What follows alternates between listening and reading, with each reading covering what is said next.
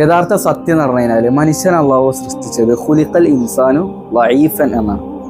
വളരെ ബലഹീനായിട്ടാണ്, വീക്കായിട്ടാണ് മനുഷ്യനെ സൃഷ്ടിച്ചത്. മനുഷ്യൻ വീക്ക് ആയതുകൊണ്ട് തന്നെ പല കാര്യത്തിലേക്കും ടെംപ്റ്റേഷൻ ആവും. അതായത് കള്ളു കുടിക്കുന്ന കാര്യങ്ങളിലേക്ക് നമുക്ക് ഭയങ്കര ആവശ്യം ഉണ്ടാവുക, മോശമായ കാര്യങ്ങൾ വീഡിയോസ് എപ്പോഴും കാണാൻ ആഗ്രഹം ഉണ്ടാവുക, മോശമായ എന്റർടൈൻമെന്റ് ഒക്കെ മനുഷ്യന് എപ്പോഴും ആവശ്യമുള്ളതായിരിക്കും. അങ്ങനെ വീക്കായിട്ട് ഒരു മനുഷ്യനെ ശരിക്കും പടക്കുകയും പിന്നെ ഓരോട് പറയുന്നത് എന്താ അറിയോ, അതിന് റെസിസ്റ്റ് ആവാനാണ്, ചെറുത്ത് നിൽക്കണം എന്നാണ് അള്ളാഹു പറയുന്നത്. ഞാനൊരു ചെറിയൊരു ഉദാഹരണം പറയാം. നമ്മളെ ഉമ്മ നമുക്ക് നല്ല രുചികരമായ ഫുഡ് കൊണ്ടുവരും, നമ്മൾ മുമ്പിലേക്ക് കൊണ്ടുവന്നു. എന്നിട്ട് നമ്മോട് പറയണെന്ത്, നിങ്ങളിത് കഴിക്കാൻ പാടില്ല. അങ്ങനെ നമ്മളത് കഴിക്കാതിരിക്കുന്നു. നമ്മളവിടെ ആർക്കാണ് ആ വാല്യൂ കൊടുക്കുന്നത്?